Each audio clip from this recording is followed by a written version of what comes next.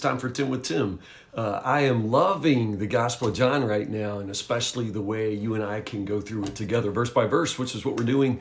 Yesterday, we finished the story of the raising of Lazarus, and now we're in John chapter 11, starting in verse 45 to 57, sort of the aftermath of that great sign. Now, let's talk about that a minute. First off, in the Gospel of John, let's stop and do a little bit of just structure. There are 7 signs. Now, there were more miracles that Jesus actually did, and John will mention that later. The author in the end of the gospel will say there were lots and lots of things he did. There aren't enough books in the world to describe everything he did. But in the gospel, he chooses to focus on 7. Remember, the author of the Gospel of John loves the number 7. And so there are 7 signs, and we wouldn't necessarily call them all miracles because the second sign is the cleansing of the temple. The signs are just powerful acts that reveal who Jesus is, that point to who he is. So if we're naming them, again, just for review, he changed the water to wine. There was the cleansing of the temple. There's the healing of the nobleman's son. There is the healing of the lame man, the feeding of the 5,000, the feeding of the multitude. There is number 6, the healing of the blind man. And then number 7, the raising of Lazarus. Now, this is the last sign. This collection or this description of the miracles, the signs that Jesus did is sort of contained in this first half of the book. And now we're finishing chapter 11, and it's sort of a turning point in the gospel. There won't be any more of these great public signs, so to speak. From this point, we really turn toward what is really actually more the passion narrative, the story of how Jesus died and was buried and was raised. So actually for what we have left, another 10 chapters at least, from chapter 12 to chapter 21, what we have is just really the story of Jesus's arrest and his death. And so what we're looking at today, the passage today is a pivotal passage. It marks a turning in the gospel story. Now, one more thing about the raising of Lazarus. Sometimes as preachers, we may call it the resurrection of Lazarus, or other people may call it the resurrection of Lazarus. Just technically speaking, what happened to Lazarus is not a resurrection. I just think we need to, sort of make a distinction in those terms for the primary reason that when we speak of the resurrection of Jesus, what happens to Jesus is very, very, very different from what happens to Lazarus. And the primary difference is Lazarus is going to die again. Lazarus is going to die again. So what happens to Lazarus, I guess we could call it, a raising. He's raised from the dead. You could call it a resuscitation, but I wouldn't want to call it a resuscitation and suggest that he wasn't dead. Like when you may do mouth-to-mouth resuscitation to bring somebody back after they choked on, a bite of hamburger. This isn't that. Lazarus was completely dead, 4 days dead. So it's a resuscitation if you understand that he was really dead. It's a raising from the dead, but technically we shouldn't call it a resurrection because you and I are going to be resurrected one day, and it's going to be very different from what happened to Lazarus. Again, remember, Lazarus is not still alive now. He's in glory now, but he's not still on earth. So he dies again. So it's not technically a resurrection in the way that Jesus will be resurrected and you and I will be resurrected with him one day. So understand that distinction? So at the end of the raising of Lazarus, there are multiple responses from the people. And John always likes to stop and let you know how people respond. Now, there is some distinction here in the beginning of verse 45 when it says, after this, many people believed in Jesus. Many. So there is this suggestion that the tide is turning and that there is sort of a great following toward Jesus, great enough to worry the religious leaders. And so while many people believed in Jesus, some people walked right away from the raising of Lazarus, went straight to the Sanhedrin and reported.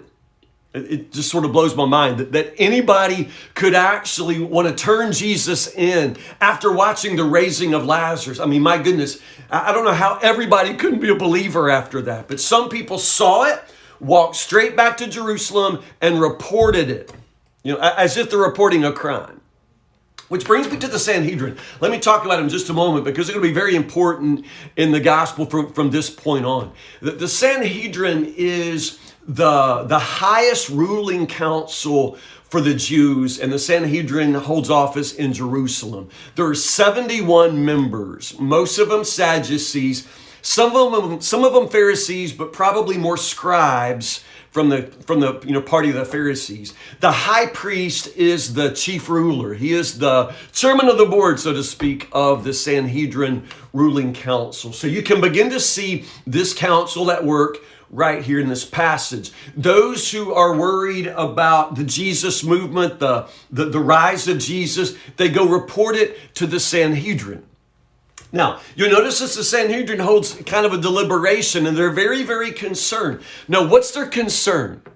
Now, I'm reading most of the time out of the New Living Translation, and the New Living Translation says that their concern, verse 48, is that the Roman army will come and destroy both our temple and our nation.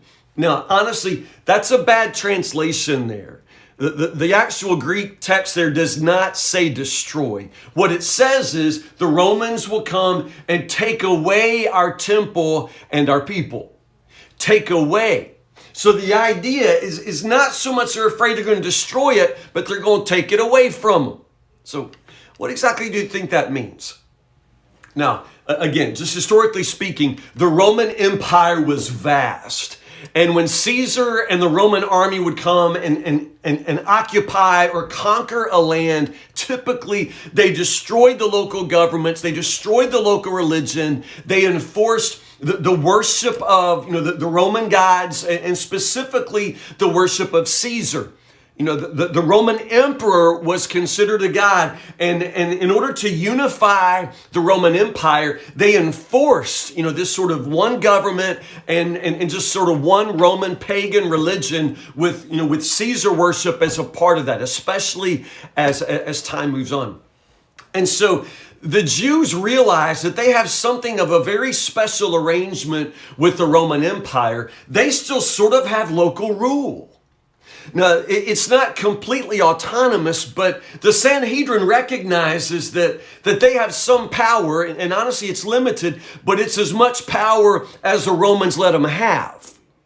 And so their concern is that the Romans will clamp down, that the Romans will come and take away their temple, which honestly is going to happen in a few years. But at this point, in this moment, this is their concern. They realize that they have a really special arrangement here, and they don't want to lose it. For that reason, there can't be any kind of insurrection, nothing that seems to be threatening the Roman hold, the Roman peace that sort of persists in and around Palestine in this day. Do you see that? And so this is their concern with Jesus. That people are going to follow him, and that, the zealots will begin to come around Jesus. Some people are talking about Jesus being a king. So do you see all of that? Their fears are not so much religious, but political. They just don't want to lose, the arrangement that they have right now with the Roman government. So when the Sanhedrin says, if we allow him to go on like this, everybody's going to believe in him, and the Romans will come and take away from us our temple and our nation.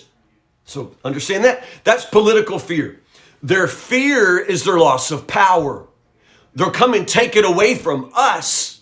Do you see that? I mean, that's a concern. Again, it's just power. It's politics. We don't want the Romans to come in and take it away from us, take the temple away from us, take the people away from us. So the Sanhedrin is concerned with holding on to their power. So when Caiaphas speaks, he's a high priest, right? When Caiaphas speaks, he's speaking as a politician. He really is. What he says is, boys, let's all agree to one thing. It's probably better that one man dies, than all of us die. Probably better that one man perish, for the good of everybody else, than let's let him go on and ruin it for the rest of us. So it's sort of a political calculus. You see that? And he's thinking as a politician. We probably ought to sacrifice this one troublemaker so that the rest of us can live in peace. That's what he's saying. That's exactly what he's saying. But now, John wants you to know, he may have been a lousy high priest, but he was still the high priest. And in this moment, he prophesied. Now, John's not really saying that, the high priest, meant to prophesy.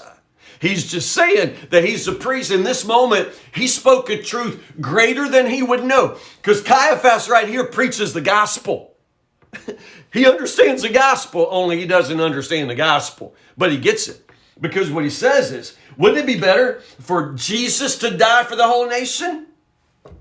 Wouldn't it be better if he just dies for the good of the nation? Well, that's the gospel, y'all. And John goes on to say, not only for the nation, but Jesus would bring together and unite all the children of God scattered around the world, Gentiles too. So John gets it. It's the gospel right there.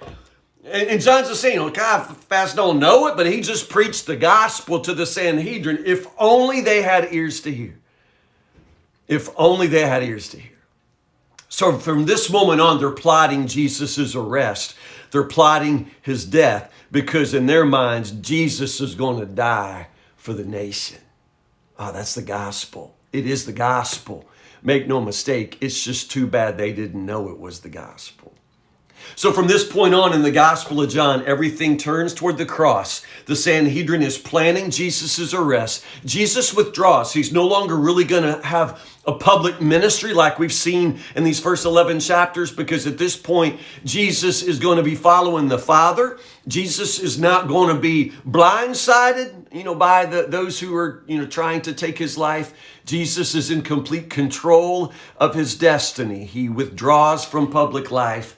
And now things begin to turn as we begin moving toward the cross. So stay with me. Tomorrow we will be in chapter 12, verses 1 to 11. I love this. Jesus returns to Bethany for his anointing. It's a beautiful story, and we will go from there. Gosh, thanks for being with me. Stay with me. Stay in the Word of God, and Lord willing, we'll be together tomorrow morning at 10 o'clock for 10 with Tim. Have a great